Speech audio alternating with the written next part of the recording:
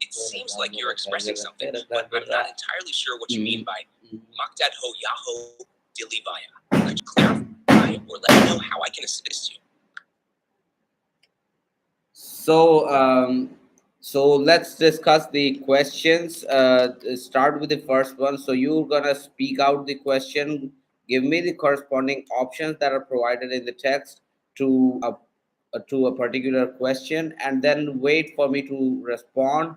And then you'll go on and reassure if my answer was correct or incorrect, and then move on to the next question. Do the same thing. Give me the question along with the corresponding options, and that's how the conversation will flow.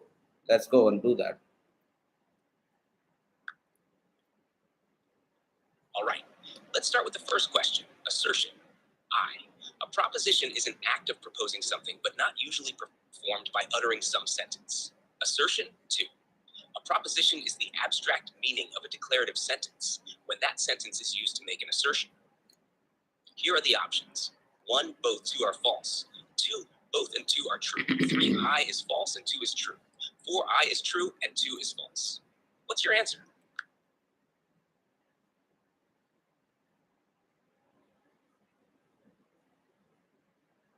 Yes, indeed, proposition has to be in a sentence, right? It has to be presented in the form of a sentence. So the first assertion is not correct. To say that it's not correct to say that a proposition is an act of proposing something, but not usually performed by uttering some sentence. That's incorrect. The second assertion is that uh, the proposition. You're correct in identifying that the first assertion is incorrect. A proposition typically involves a sentence or a statement that conveys a particular meaning or assertion. The second assertion states that a proposition is the abstract meaning of a declarative sentence when that sentence is used to make an assertion, which is accurate. So the correct answer is I is false and 2 is true. Ready for the next question?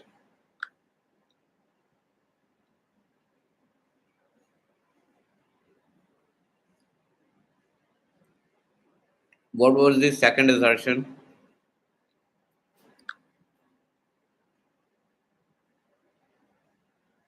The second assertion was a proposition is the abstract meaning of a declarative sentence when that sentence is used to make an assertion.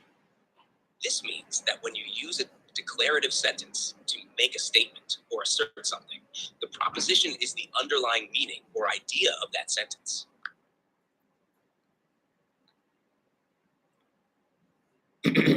All right, let's look at the question number 31, which has two assertions. Reduplication and echo formation are two characteristics associated with the South Asian languages. The second assertion, that a reduplicated expression may impart meaning entirely different from its non-reduplicated counterpart. Now, I know that for sure that a reduplicated expression may impart a meaning which may be entirely different from its non reduplicated counterpart. But I need you to elaborate on that, and also elaborate on the first assertion, which is reduplication and echo formation, because I do not know what these two mechanisms mean. I know that reduplication is, total reduplication and partial reduplication, wherein a whole of a word is copied once, or a part of a word is copied in partial reduplication. Let's break it down. Reduplication refers to a linguistic process where a word or part of a word is repeated to create a new meaning. There are two main types. Total reduplication. The entire word is repeated, like in the word bye-bye. Partial reduplication. Only part of the word is repeated. For example, in Hindi, thoda thoda, meaning a little bit, is a partial reduplication. Thoda Echo thoda. formation is a process where a word is repeated with a slight change in its form, usually altering the first consonant.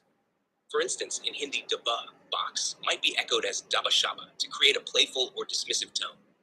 This formation is common in South Asian languages and is used to create new words or phrases with modified meanings. Now for the second assertion. A reduplicated expression can indeed have a meaning different from its non-reduplicated form. For example, in English, very, very emphasizes intensity compared to just very. In some South Asian Very, very languages, hard. reduplication can change the meaning or add nuances, like intensifying the adjective or altering the meaning altogether. In summary, reduplication and echo formation are key linguistic features in South Asian languages, often used to alter meanings, add emphasis, or create new expressions.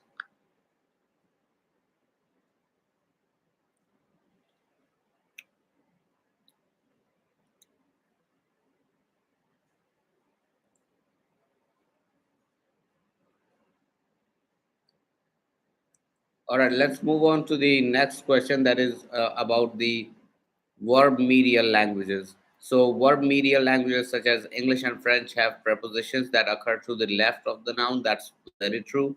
Second, that all verb final South Asian languages have postpositions that follow the noun. Yeah, I know that. Okay, so both are true. Now let's move on to the next question, which is West Tibeto-Burman.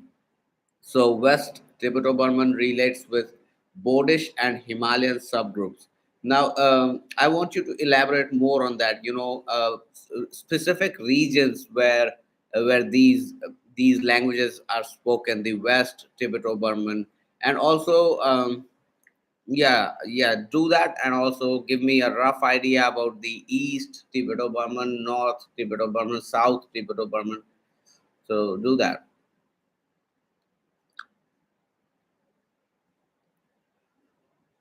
West Tibeto-Burman languages are primarily spoken in the regions of the eastern Himalayas and parts of northeastern India. This includes languages spoken in Bhutan, Sikkim, and parts of northeastern India, like Arunachal Pradesh. The Bodish subgroup includes and Dzongkha, the national language of Bhutan. The Himalayan subgroup includes languages spoken in the eastern Himalayas, like the Sherpa and Limbu languages. For the other branches, East Tibeto-Burman languages are spoken in eastern Nepal, parts of northeastern India, and northern Myanmar. This includes languages like the Kuki-Chinmizo languages. North Tibeto-Burman languages are found in the northern regions of Myanmar and parts of the surrounding areas. They include languages like the Bodo and Garo. South Tibeto-Burman languages are spoken mainly in the central and southern regions of Myanmar and parts of northeastern India, including languages like Burmese and the Karen languages. Each of these branches encompasses a variety of languages spoken across different regions of Southeast Asia and the Himalayas.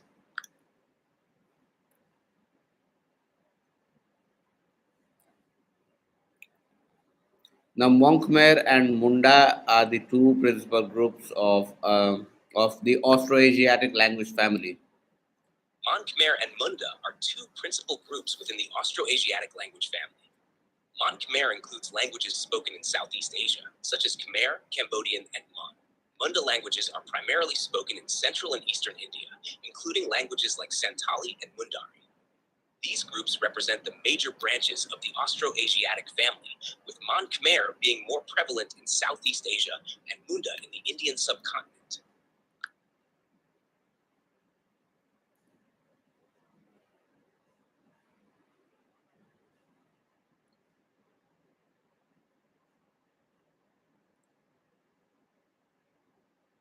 Now, the Dravidian language spoken in Baluchistan province of Pakistan, and also to a lesser extent in Sindh.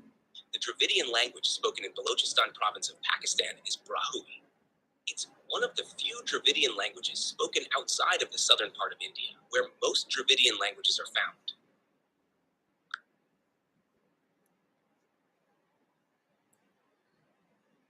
Now, the old Indo Aryan stage is said to extend from 1500 BC to 600 BCE. Now, I want you to give me something that I can remember, something like some events that happened during that period, something that I can take away from, make this probably a memorable thing so that I can remember it very well.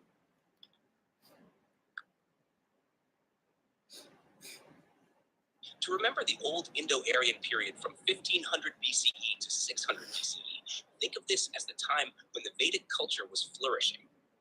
This period covers the composition of the Vedas, which are the oldest sacred texts of Hinduism. You can also remember it as the era when the early Indian kingdoms, like those mentioned in the Mahabharata and Ramayana, were forming. This period is crucial in understanding the foundation of Indian civilization and its religious and cultural traditions.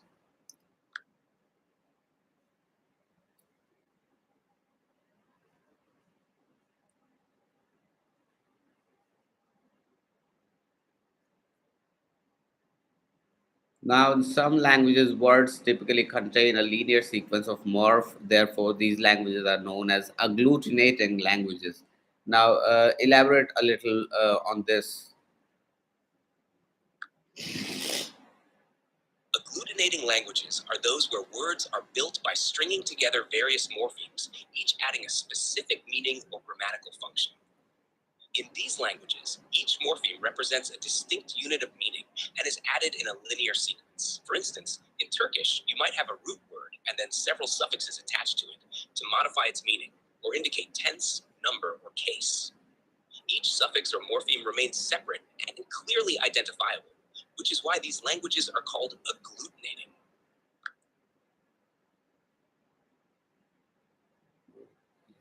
So, Turkish, Swahili, and Turkish, Swahili, and I don't know. Turkish and Swahili are good examples of agglutinating languages. Another example is Finnish. In these languages, you can add multiple morphemes to a base word, each one contributing a specific meaning or grammatical detail. Finnish. Yes, Finnish is a prime example of an agglutinating language. In Finnish, words can be built up by adding different suffixes to convey various meanings, such as tense, case, or number.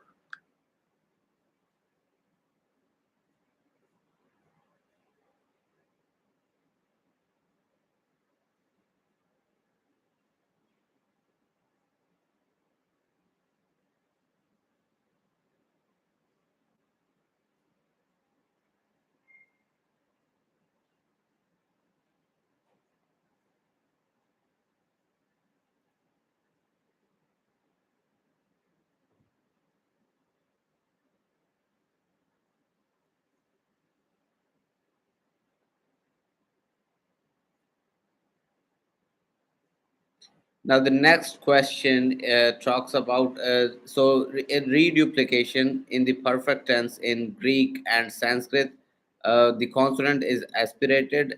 If the consonant is aspirated, the prepended consonant becomes unaspirated. This sound change is covered under the Grassmann's law, certainly. Now, shed some more light on this.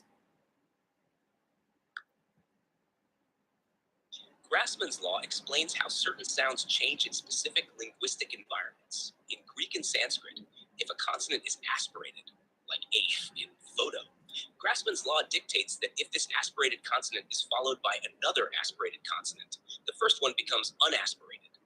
This rule helps maintain consistency in pronunciation patterns.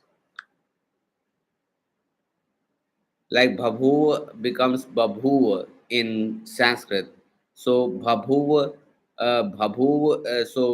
the initial two syllables in this word were aspirated, bhabhuva, but then later they became, the second one loses aspiration. It becomes babhuva. I'm sorry, the first syllable loses aspiration, becoming babhuva. Exactly. In the example of babuva, the initial syllable starts with an aspirated ba. According to Grassmann's law, when followed by another aspirated sound in the word, the initial aspirated sound becomes unaspirated. So babuva shows how the first ba loses its aspiration to become ba, reflecting the rule.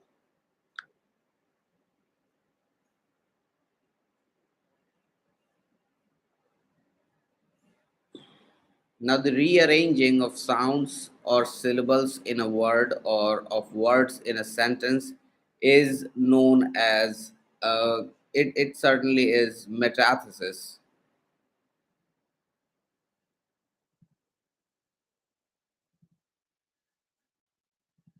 The rearranging of sounds or syllables in a word or of words in a sentence is known as metathesis. It involves changing the order of these elements, like when people accidentally say aminal instead of animal.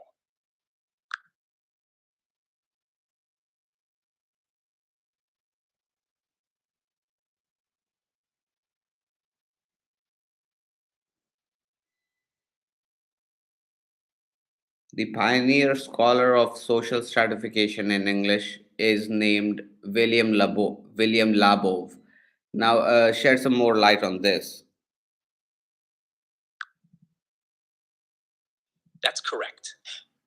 William Labov is known as the pioneer scholar of social stratification in English. He did significant work on how language varies among different social groups. So, mention some of the works done by William Labov along with the respective years in which he did those works.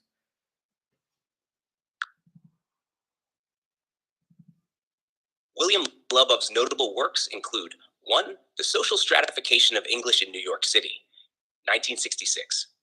This study is famous for its detailed analysis of linguistic variation based on social class. 2. Language in the Inner City, Studies in the Black English Vernacular, 1972. This work explores the linguistic patterns of African American English in urban settings. 3. Principles of Linguistic Change, 1994. This book delves into the processes of linguistic change and variation. 4.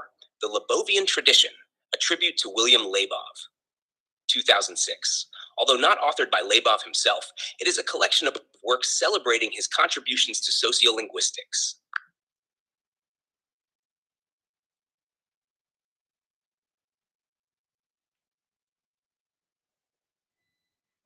Now, the concept of communicative competence was proposed by Delheims. Delheims proposed the concept of communicative competence, which includes linguistic competence as well as social competence. So, communicative competence talks about how a person should use language in a relative context, right? Yes, that's right. Delheims introduced the concept of communicative competence to highlight that knowing a language involves more than just understanding grammar. It also includes knowing how to use language appropriately in different social contexts. This means understanding cultural norms, social roles, and how to adapt language use depending on the situation and audience.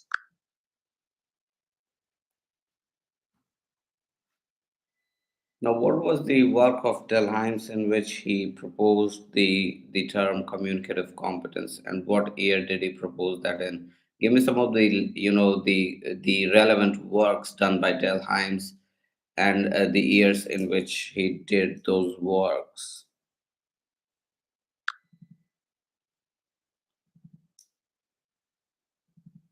Delheims first introduced the concept of communicative competence in his 1966 paper titled Two Types of Linguistic Methodology. He expanded on this idea in later works, including his influential book Foundations in Sociolinguistics, an Ethnographic Approach, published in 1974. In this book, he further developed the theory and its implications for understanding language use in social contexts.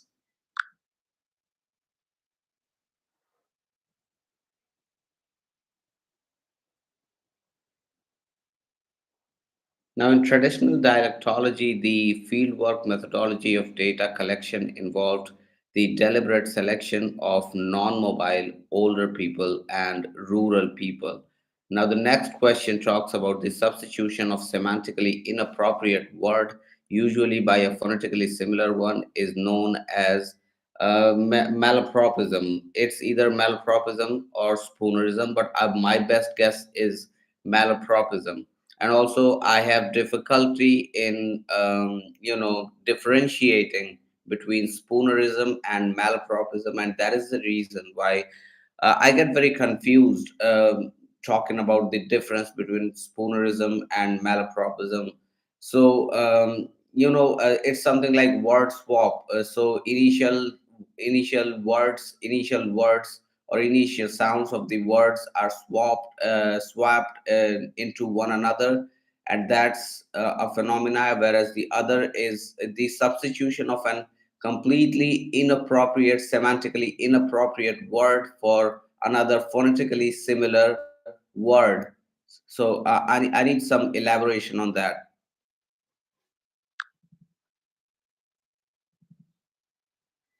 You're right about the distinction between malapropism and spoonerism. Malapropism involves using a word that sounds like the correct word but is semantically incorrect, like saying pineapple instead of pinnacle.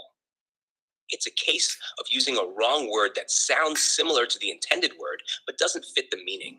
Spoonerism, on the other hand, involves swapping the initial sounds or letters of two words, often unintentionally, like saying tease my ears instead of ease my tears. The focus here is on the phonetic mix-up rather than the meaning. So malapropism is about meaning errors with similar sounding words, while spoonerism is about swapping sounds within words or phrases.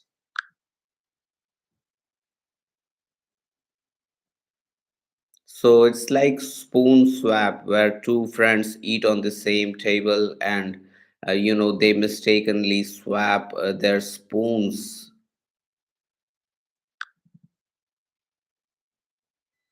Just like in a spoonerism where sounds are swapped, it's like swapping spoons accidentally at a table. The sounds get mixed up in the same way.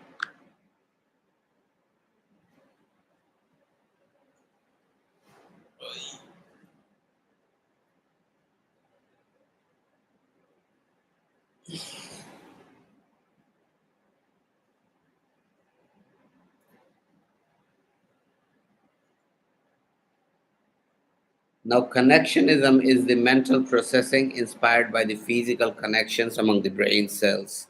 So, this is known as parallel distributed processing. Parallel distributed processing.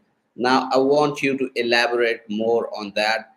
I want you to make me understand what this sentence really means. I want you to give me a simple explanation for, a complex explanation followed by a simple explanation so that I can understand this very, very well. Certainly. In complex terms, parallel distributed processing, PDP, refers to a model of mental processing that mimics the way the brain's neural networks work.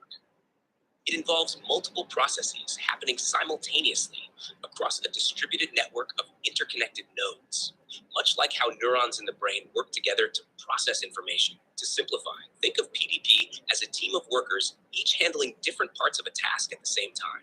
Instead of one worker doing everything sequentially, many workers contribute simultaneously, which makes the process faster and more efficient.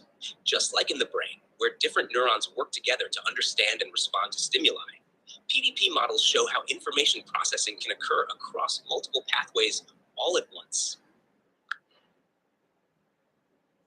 So it's like teamwork, right?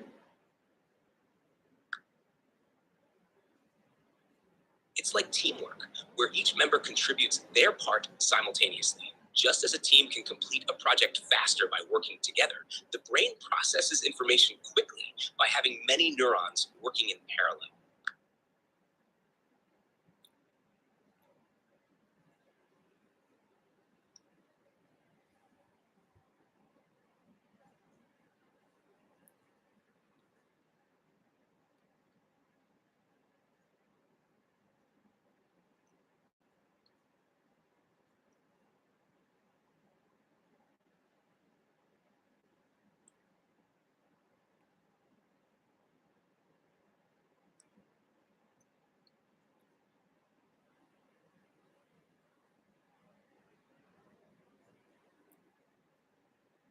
Now, the styles associated with particular activities are called registers.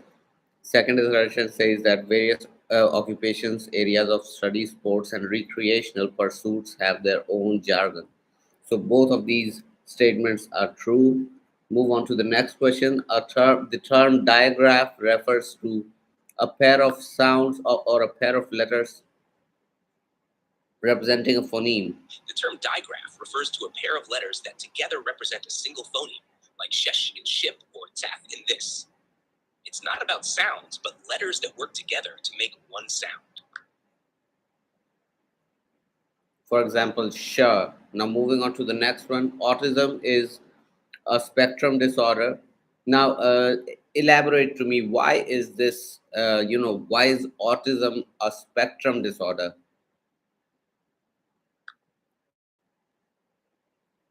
Autism is considered a spectrum disorder because it covers a wide range of symptoms and severity levels. People with autism can experience a broad spectrum of challenges and strengths, from mild to severe. The spectrum concept highlights that each individual's experience is unique, affecting their communication, behavior, and social interactions differently.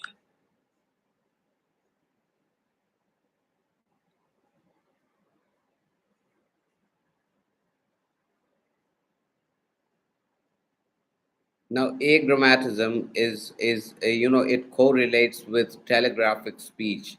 Elaborate more on that.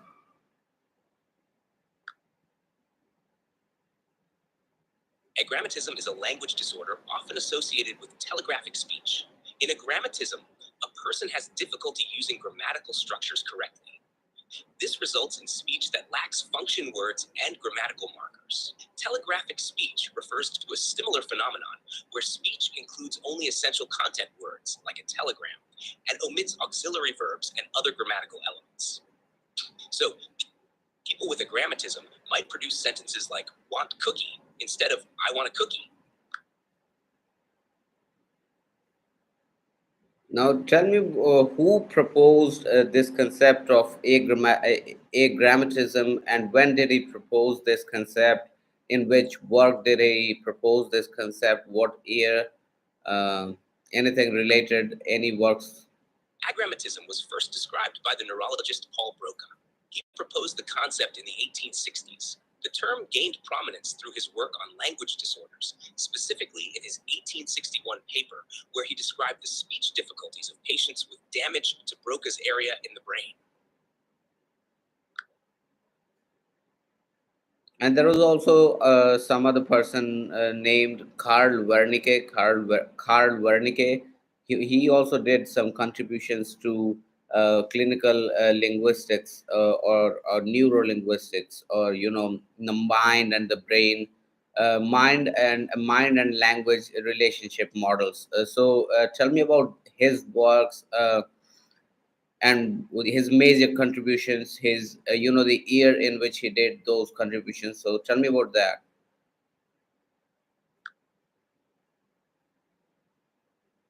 Carl Wernicke made significant contributions to neurolinguistics in the late 19th century.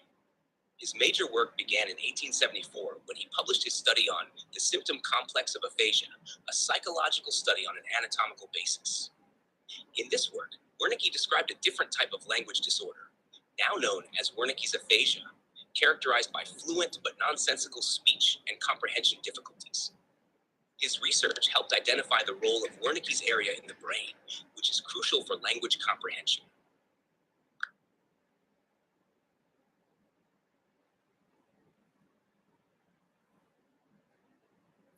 Now, special group is correlated with register.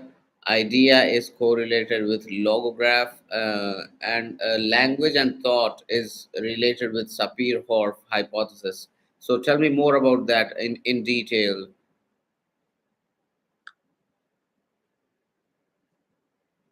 The terms special group and register, as well as idea and logograph, involve different concepts. One, special group and register. A register refers to the style of language used in specific social contexts or activities, like formal speech, academic writing, or casual conversation. Special group in this context is a term used to denote these specialized language styles or registers. Two, idea and logograph. A logograph is a written character representing a word or phrase used in writing systems like Chinese characters. The term idea is related to logograph because logographs often convey specific ideas or concepts directly through their symbols. Three, language and thought with Sapir-Whorf hypothesis. The Sapir-Whorf hypothesis, or linguistic relativity, suggests that the language we speak influences how we think and perceive the world. It argues that language shapes thought processes and cultural understanding, meaning our linguistic structures can affect our cognitive patterns and worldview.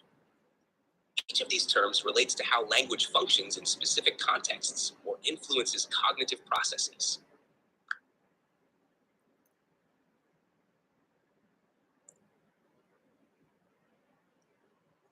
So linguistic relativity has two versions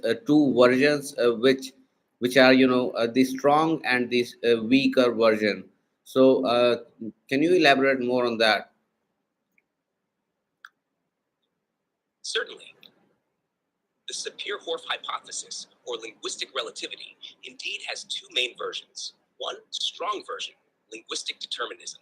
This version suggests that language determines thought and that linguistic categories limit and determine cognitive processes.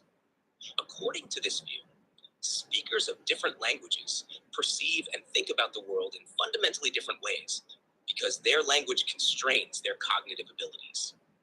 2. Weak version, linguistic relativity. This version proposes that language influences thought and perception, but does not determine them. It suggests that while language shapes our cognitive processes and how we categorize and interpret experiences, it does not entirely control or restrict them. People can think beyond the limits of their linguistic structures, but those structures still affect how they perceive and understand the world. In summary, the strong version argues for a more rigid control of thought by language, while the weak version allows for influence without strict determination. So the strong version is called the linguistic determinism. What is the name for the weak version? The weak version is known as linguistic relativity.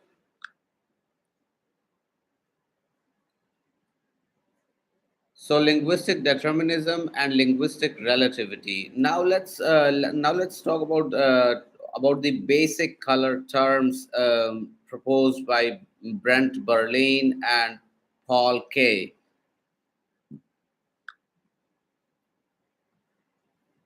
Brent Berlin and Paul Kay's work on basic color terms, published in 1969, explored how different languages categorize colors. They proposed that there are universal stages in color term development, and all languages go through these stages. They identified that there are basic colors which are universally recognized, but the specific terms and categories vary across languages. So they probably did the work on 20 languages, and they additionally studied the 78 languages. Is that true? Yes, that's correct. Berlin and Kay initially studied the color terms in about 20 languages and later expanded their research to include additional languages, totaling 78. Their work aimed to show patterns in how different cultures perceive and categorize colors.